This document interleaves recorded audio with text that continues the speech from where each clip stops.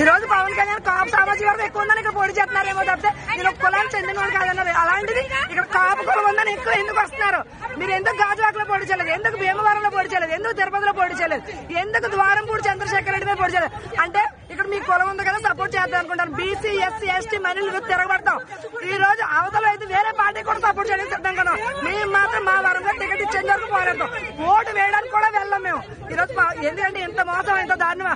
పార్టీలను తల వాడుకొని తెలుగుదేశం పార్టీ జెండా మోసి మేమందరం కూడా ప్రతిరోజు ఇప్పటికీ కార్యక్రమం ఉంది. మధ్యాహ్నం 3ంటికి కార్యక్రమాలతో వచ్చాం. మేము చూస్తే పవన్ పోటీ చేస్తున్నాడు, పవన్ గారు టికెట్ లేదని చెప్పారు. ఇది ఎంత న్యాయం? చంద్రబాబు నాయుడుకి అసలు న్యాయం ఉందని అడుగుతున్నాం. లోకేష్ బాధ్యత జరిగింది, ఎంత ఘనంగా జరిగింది? ఎవరి ఆధ్వర్యంలో జరిగింది? వర్మ గారి ఆధ్వర్యంలో జరిగింది, ఘనంగా జరిగింది. ఎక్కడైనా జనసేన నాయకులు కానీ ఇన్ఛార్జ్ కానీ ఎక్కడైనా కనబడుతున్నారు? అసలు ఇప్పుడు గమనించుకోవాలి. పిఠాపురంలో జనసేనకి ఎంత ఉంటుంది? ప్రజా అభిష్టం మేరకు అయ్యింది. మీరు ప్రజా అభిష్టం ఉంటది కదా, ప్రజలను కనుక్కోండి. Please subscribe .news.